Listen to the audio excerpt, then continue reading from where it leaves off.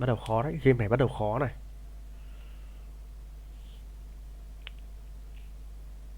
Chạm phát sóng à.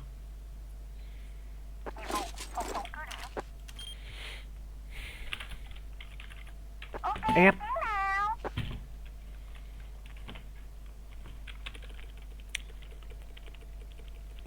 Lời được một trận rồi.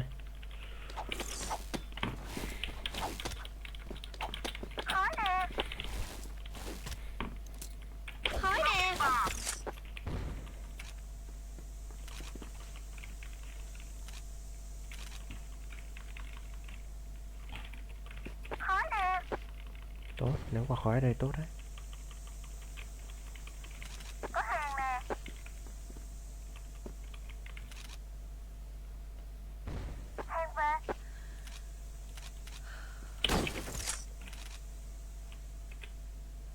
Nó nhìn thấy rồi rồi.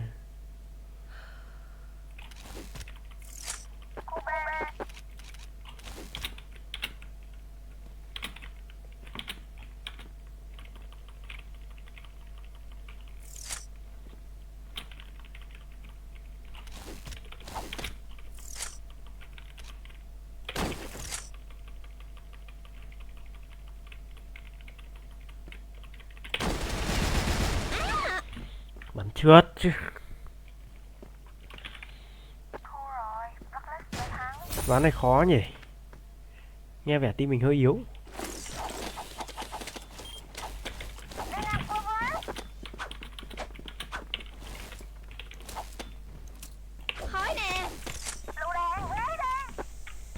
Đã nhận.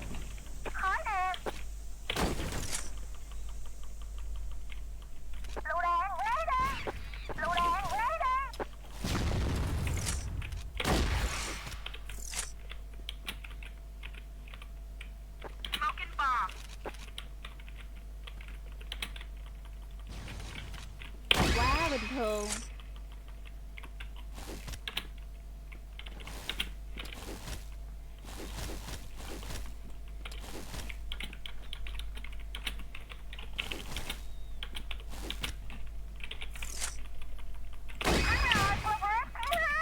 Lựu đạn, né đi, mù nè.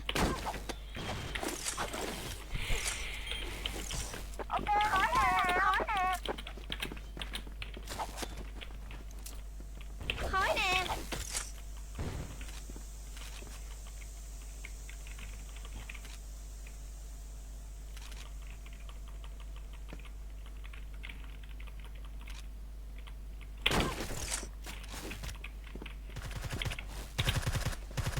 Lựu đạn, né đi.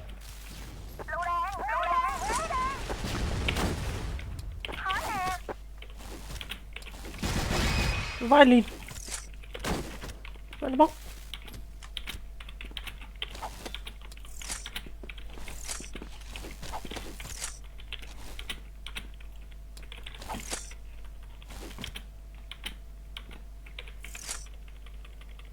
Anh biết cái kiểu gì vậy?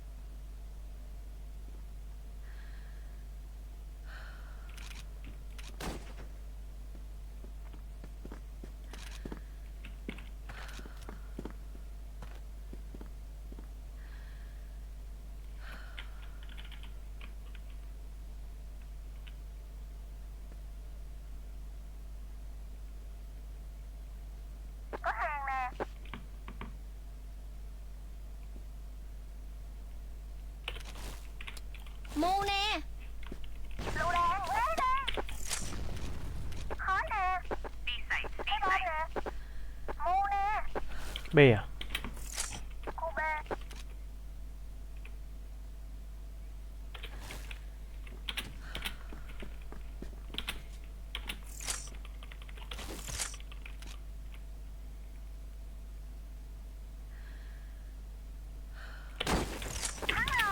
Đủ. May quá. Quá đỉnh.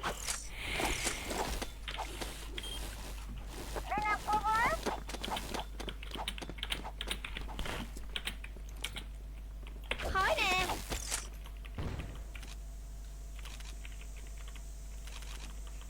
Khói nè. B.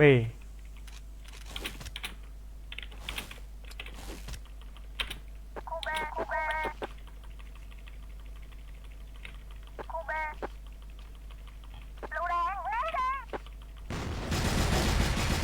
bình thường.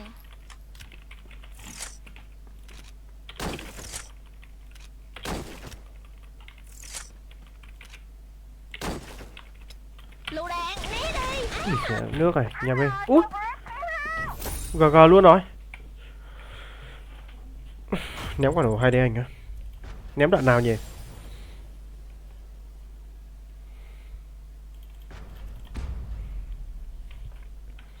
Mở nhạc nghe cái nhờ. Sai.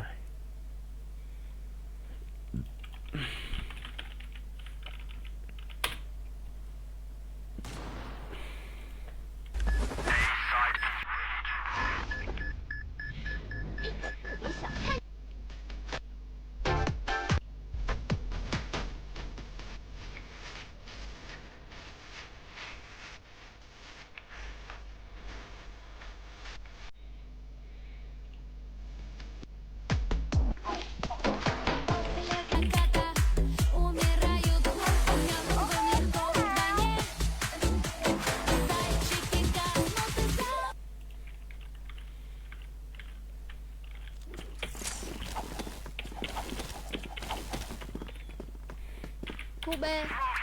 Mô nè.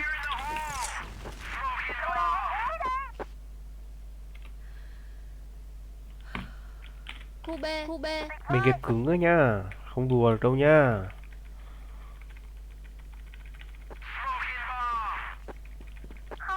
Khu B.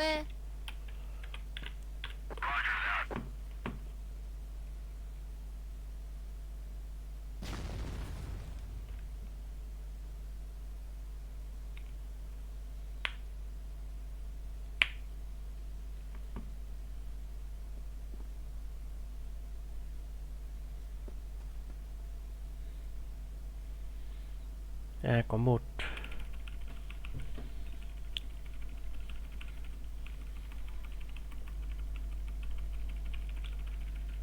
Cây lì phát xem sao. Không di chuyển đi đâu nữa. Đủ.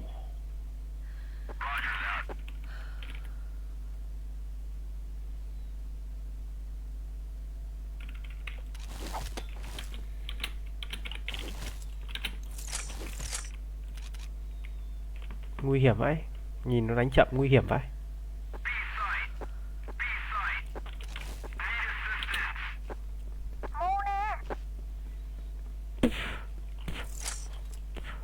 Khói nè.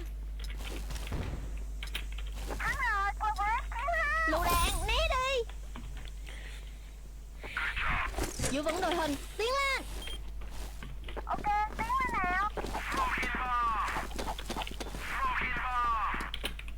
Mô nè.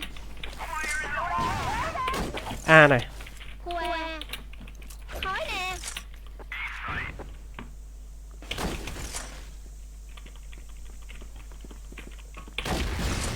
Quá bình thường. Mà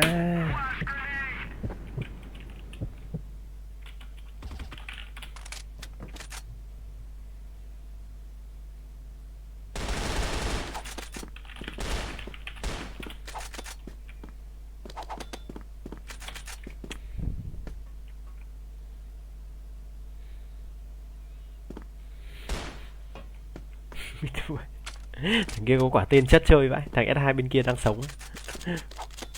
Vãi build đặt.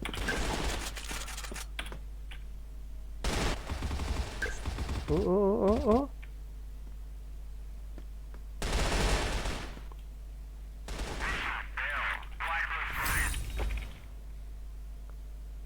Hai thằng bắn cái gì ấy nhở? Ok, tiến lên nào. Mù nè.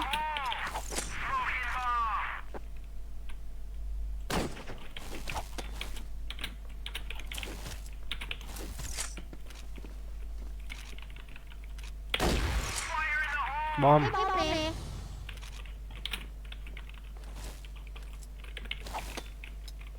Lựu đạn, né đi. Thấy bom nè. Khó.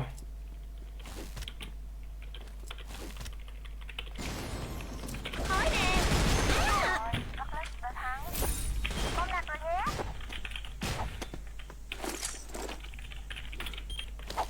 Ok, tiến lên nào. Mù nè.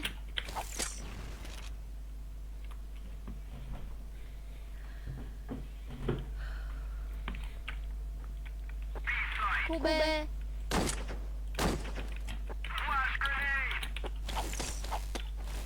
Lại toang rồi. Vãi chưởng. Thua rồi, ván này thua rồi. Khói nè.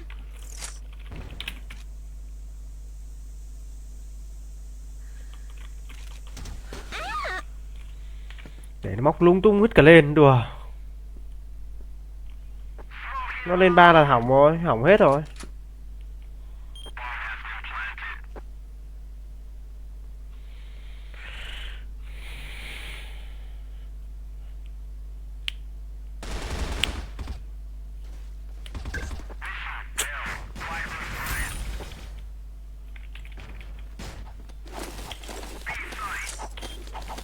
Ok, tiến lên nào. Mù nè. Khu B.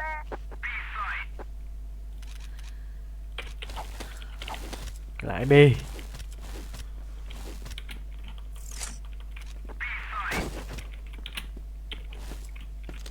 Khói nè.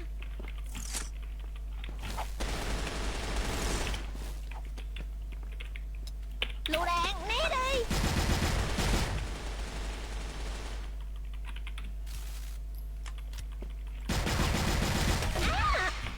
Bom rơi.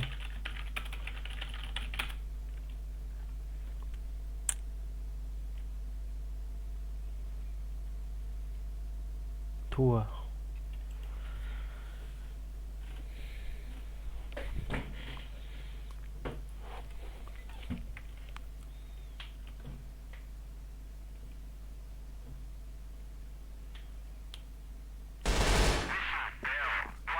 Một bốn bao giờ? Dạ hơi.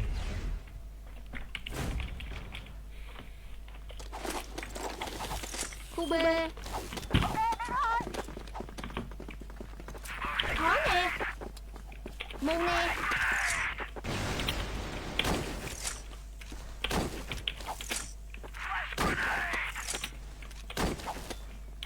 Lựu đạn nè, né đi. Lựu đạn nè, né đi.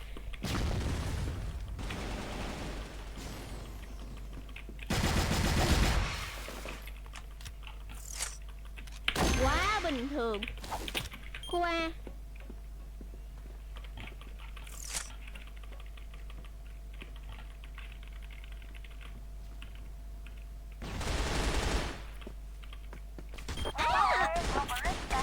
Ê.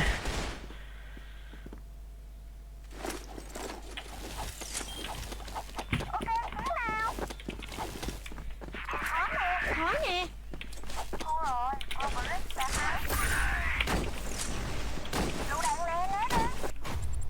Chơi bời này lỏng lẻo quá anh em ạ. Dư một trận.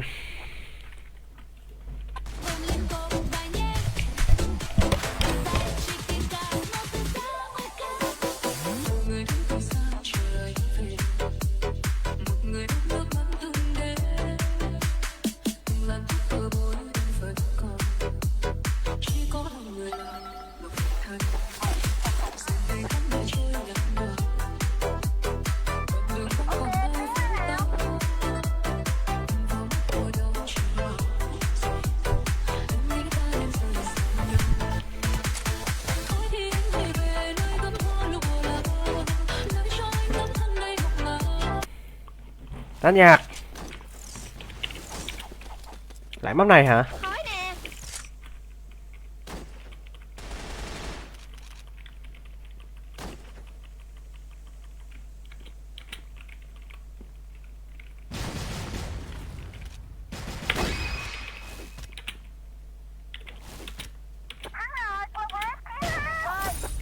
Lựu đạn, né đi. Mù nè.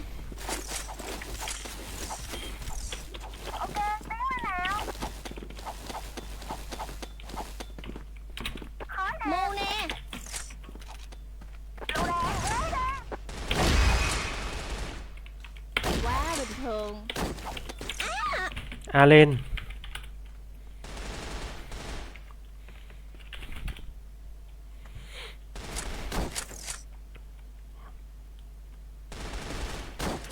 A, trên A. Tanh.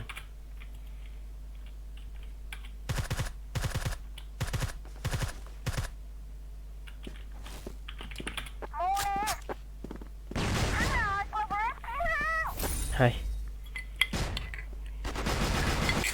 Game gì vẽ game đột kích em ơi.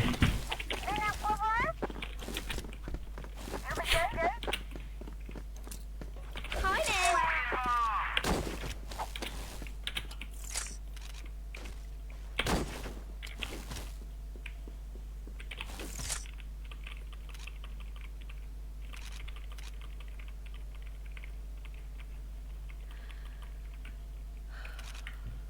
Mày chết rồi cu. What the fuck, thằng nào bắn đấy?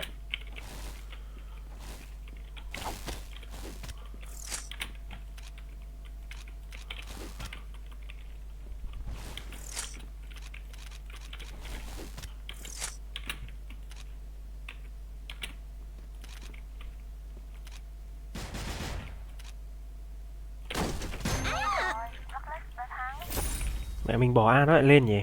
Hay nhỉ?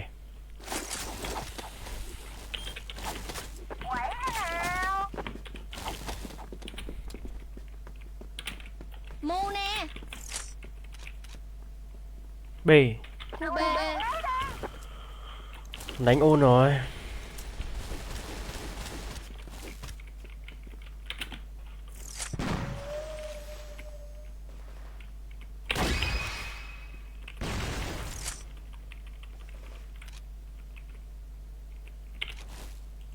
Lựu đạn, né đi. Khói nè.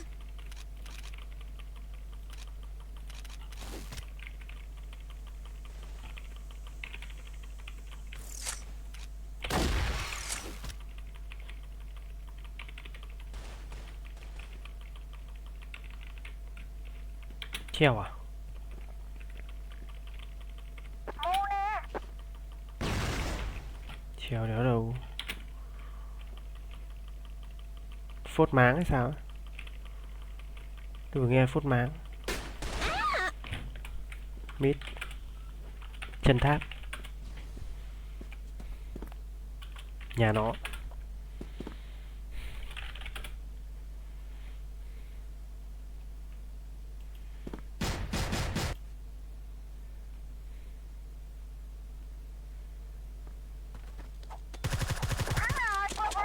Bọn này phá à? Bọn này phá rồi. Thằng này phá team bên kia rồi.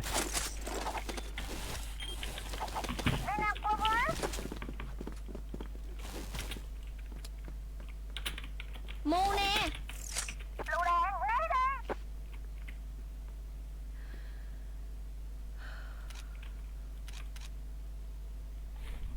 Khu B.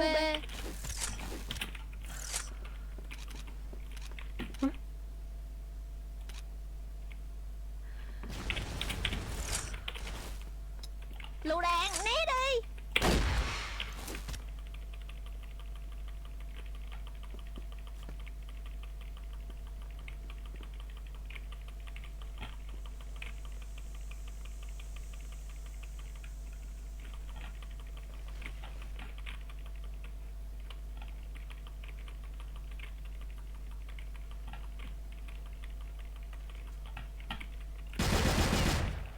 Gõ mồm. Khói nè. Thấy bom nè. Đã đó. thường.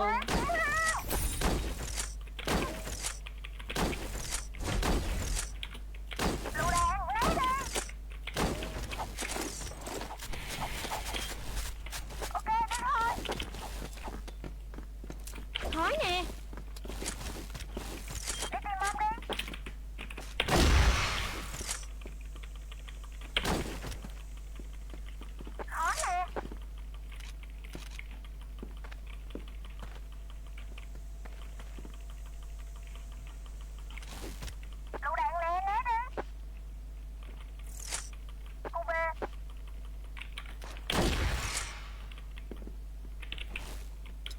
Lựu đạn nè, né đi.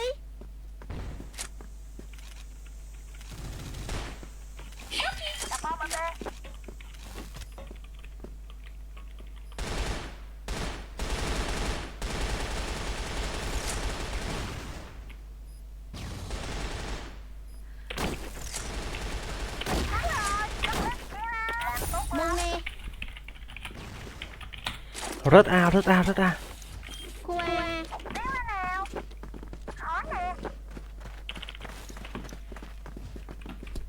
Khói nè.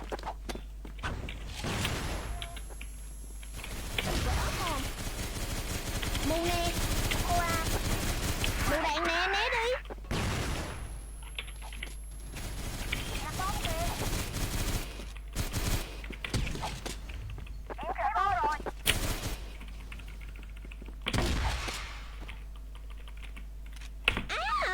Đi, mẹ cầm 6 nòng spam, linh ta linh tinh. Ầm. Khó chịu vãi.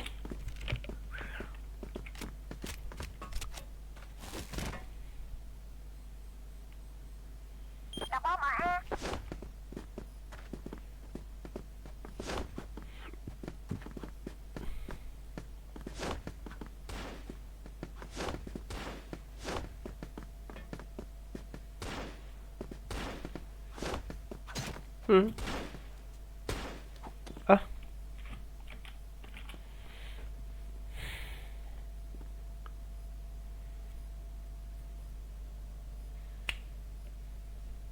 Nó không ấy rồi, nó không gỡ rồi.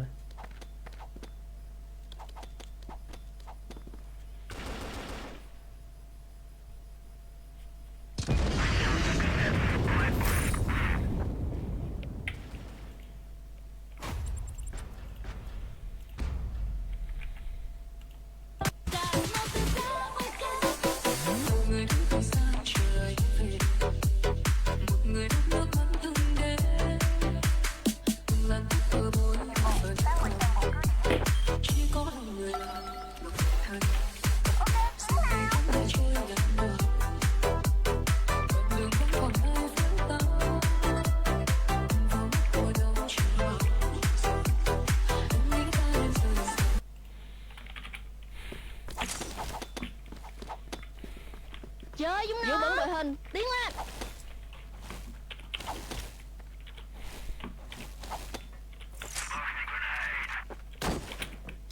Lựu đạn nè, né đi.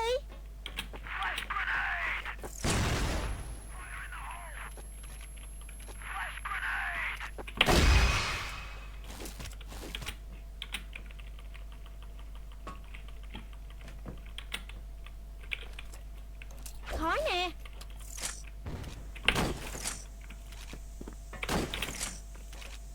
Vỡ mồm. B này.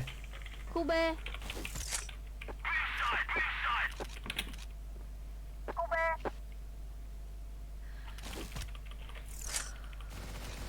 Quá bình thường.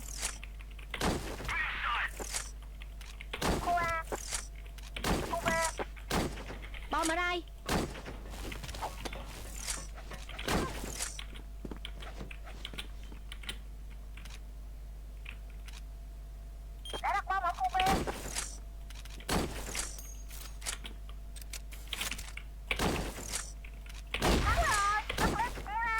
Mù nè.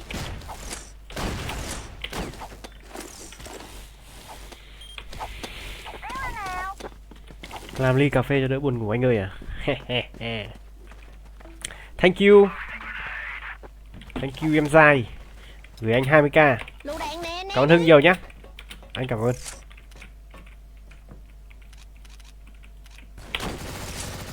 À. Còn đấy.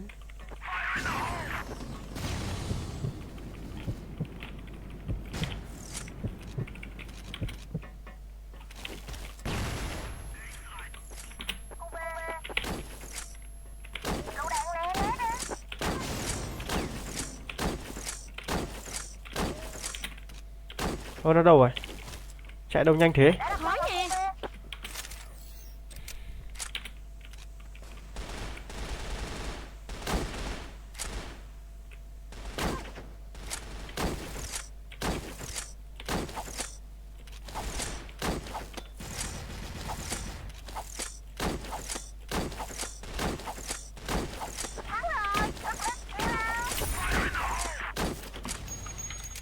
Cảm ơn Hưng nhá. Cưng hỗ trợ. Khói nè. Mù nè. Lựu đạn nè, né đi.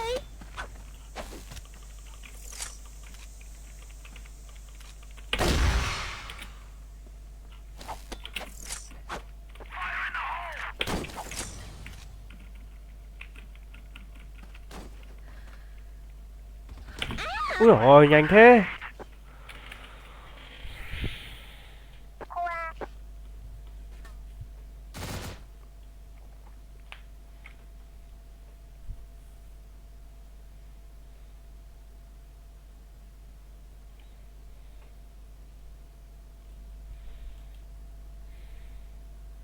Trận nào mà cũng như thế này thì tốt.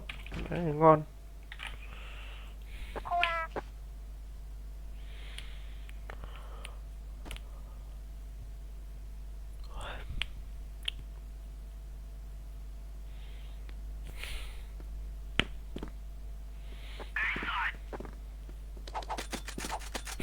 Team này có thằng El Pulga gánh team rồi, nhàn hẳn.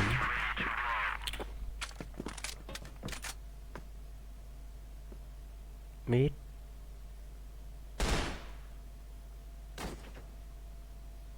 Móc à?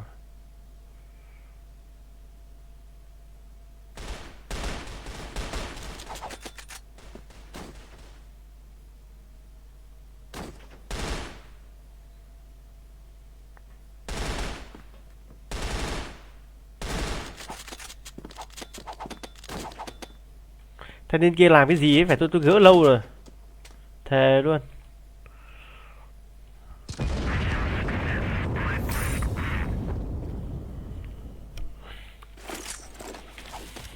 Đã nhận.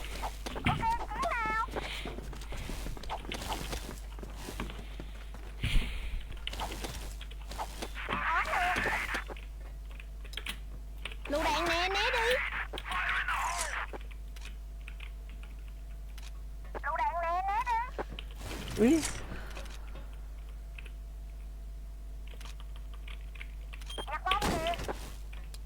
Mù nè.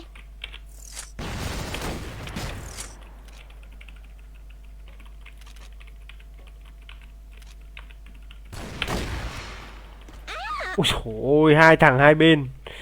Đỡ làm sao được, B1.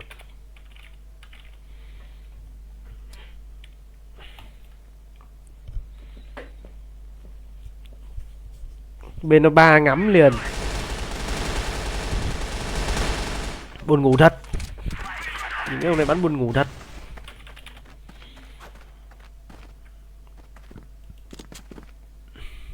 Right, computers were huge things. They didn't fit in people's homes. Yeah, and I don't know the terminology of what it was he got for free, but it's a certain access to programming that you could only get programming time for an hour, and it was a fortune. And you wouldn't waste this on a kid. Right. He was allowed to go in there at night and use it all night and day. And that's what led to it. So it's part luck. Well, let me ask you something. Being born at the right time and part having an ability. What about these people who are born with nothing? Well, people who are born with nothing, it appears that they're born with nothing, but it's not always the case. Now, let me give you an example. You sit and you look at professional hockey players. That's what they do in the book Outliers. And the guy points out, he says, you know, everyone in Canada, for Canada's a huge hockey place, and they say, well, why did this guy become a pro? He didn't have anything more than anybody else. Maybe he had some talent, this and that. But it was the mere fact that they were born either January, February, or March. Now, you would never pick up on this, but here's what happens. In the school system, it's a full year. The kids who are born January, February, March are physically bigger. There's huge differences in physicality. You're almost a year Just older. from January, February, March? You're almost I a see year what you're saying. older than someone born in December. And what would happen in hockey, for example, kids would go to school and the coaches would look for some star players. And they take the bigger kids. The bigger kids and also the kids who were older. They were a little more mature. They could understand a little better. They did better in school. They've even found that kids born January, February, March, because they're that almost a year older, they do better in school in the beginning. They get more attention from teachers. Therefore, they thrive a little more, get a little more encouragement, are noticed more, and they actually do better at certain things. But the hockey example is one where you are physically bigger. Now, they did find some hockey players who excelled who were born in, let's say, later months. But the majority, the Canadian hockey players, because of the system and the public school system, January, February, March, I think it was something like 70%. Yeah, but they at least had a hockey system. I'm talking about somebody who winds up what I'm saying being is, the president of South Africa, born in, what did Nelson Mandela have? well, what I'm saying is we don't know that because I don't know the history of Nelson Mandela, but there could be something as simple, Robin, as the day he was born. Because who would pick up on that with hockey? Know if, the day he was born was very that's healthy. why I they have said not boards, that, though. but there are circumstances that lead Right. to somebody becoming great. Or Dikembe Mutombo, whatever his name is. He was in Africa, and they found him as, what in the world? He was 8'2", Robin. Yeah, but you still got to go find him. He didn't get here on his own. Anyway, It was like that is why it is difficult to even pluck anyone out and say, here's a radio show or here's a TV show. It takes, like we were talking yesterday, they took David Lee Roth, a rock star, a guy who had spent his years practicing that and obviously excelled. He's a good rock star. That's right. And they said, go on the radio. Go do a radio show. Well, of course it was destined to fail. We all knew it. For some reason, the radio executives didn't know it. Yeah, there were tons of people who didn't know it, Right. Howard, and they had power, and they put him there. They did. But we all knew it. My audience knew it. You knew it. I knew it. it would have been like you touring as lead singer of Van Halen. Exactly. It's funny that David Lee Roth didn't know it. Right. It's funny. I remember interviewing David Lee Roth. I invited him in to say, hey, David's going to take over our morning show. And I remember he walked in with kind of a swagger, and I remember why. I think he was on edge. I think he was thinking that I was going to put him down and and ridicule him for taking over our show. And I didn't. I was just the opposite. Every time he sort of got a little confrontational with me, I showered him with love, really. Right. I said, hey, David, I wish you the best. And I think it took him like into By another surprise, by yeah. surprise. Yes, it took he was like, whoa. He was defensive. He was defensive that day. He really was. I remember it very well. And I don't think I'm projecting that. I think he really was. Oh, no, it was absolutely true. Yeah, and and I was just, and then when I was just saying to him, hey, I really wish you the best and hope you do well. But, and then he kind of in his arrogance said to me, and this is David, in typical David, he says to me, man, I'm used to speaking in front of audiences as big as 300,000 people. You think this is something to me? This isn't a big deal to me. I've been doing this my whole life. And No, that's not what he said exactly. What he said was, this is the greatest opportunity for me because in a stadium, I could only speak to that many people. Right. Now I'm going to get to speak to all these millions of people. And you quietly pointed out that who said there are going to be millions for you? Yeah, and I tried to say to him that day that you don't just automatically. Yes, millions of people show up to see Van Halen. Yeah. This is different. This is you. You're out there. You have a microphone. It's blank space. It's a canvas. And you've got to fill it with something entertaining that your audience will find compelling. And I knew this was a daunting task. I mean, this is not something easily done. He seemed to think that people would show up for him talking. Right. And they'd given him a couple of practice shows in Boston, and I guess someone had heard this stuff. And really, David was not prepared. The guy would have needed his as they say in Outliers, 10,000 hours of practice, really. And who even knows if he has that talent anyway? He didn't. Who knows if he had one of the 4 requirements? The show was okay. Yeah, I mean, listen, everyone has a story to tell. I could listen to someone on the radio and tell them what they need to do. But can they do it? That's the other the thing. It's a matter of can you actually do it? When I hear someone on the radio, I go, oh, here's how you fix that. But then I go, well, if they're not going to hear that, how are they ever going to fix it? And you would feel that way towards everybody. That's the thing. You would put your mind beliefs above everybody else's in the world. What? In radio, In yes. radio. In radio, I believe I'm as good as it gets. That's how I really do believe. And I'm not saying it from arrogance. I'm not saying it out of any sort of pompous notion. I don't feel about that way about anything in my life. I go to a psychiatrist 3 times a week and I go, I don't even know how to be. I don't even know how to be a human being. You don't know how to be you. I don't even know how to exist. It's pathetic in there. I mean, it really is. You would think that I was an entire mess. But nevertheless, when it comes to this, radio, I mean, I'm as competent and as I am the Beethoven of radio. Well, I said it early on. I couldn't understand how other people couldn't see how much you knew. And Well- when they were, when we first started, when we were at DC 101, and they would sit in the room and they'd start trying to tell you things, I was like, don't they realize he's the smartest person in this room? Well, you know Don't what? they know they should be listening to him? It led to a lot of frustration.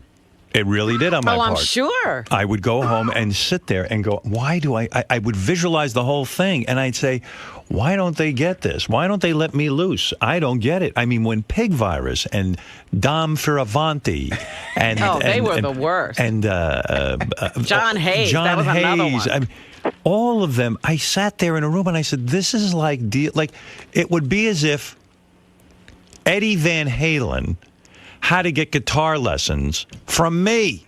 I Or- mean, it was ridiculous. Can you imagine people trying to tell Einstein what Right. he should be doing? Here's what you ought to do with That's that brain of yours. exactly, yeah. I mean, it was that annoying to me. And I don't have this ability at anything else. It's this. I get this. I know what to do with this. Give me a fucking microphone. Give me a room full of my crew. And let the symphony begin. And that's what Sirius Satellite Radio has been to you, Howard. It's the pinnacle of your career. I'll tell you why. You're respected, and you have the power there. You don't got to... I know, I'm not respected. There's still people who don't believe I know what I'm talking about. Believe it or not. Who? I don't have to say names. They still think they know better than me. But I'm going to tell you something. One thing about here, I get more respect, and there's another thing I get. For the most part, I'm left alone. And this That's is the the smartest beauty. thing you can do. Every time certain people poke their nose into this and start to mess around with my people, and I hate to be cryptic, but when they start to mess with my people, when they start to offer them jobs, when they start to tell them how to do their job, it is as I look at them as flies who have no conception of what is going on. And I look at them and I go, how dare you question what we're... I don't even mind questioning. Questioning's good. But for God's sakes, what makes you think you know better than we do? Don't come in here and inflict your pain on us. Sure, listen, I'm not above criticism. I know there are things I do that are very boring on the radio. This might be boring on the radio. But for the most part, we're able to hit some home runs out of the park. And stay around. And stay around for the There'll party. be one today. That's right. Right now, there might not be a home run, but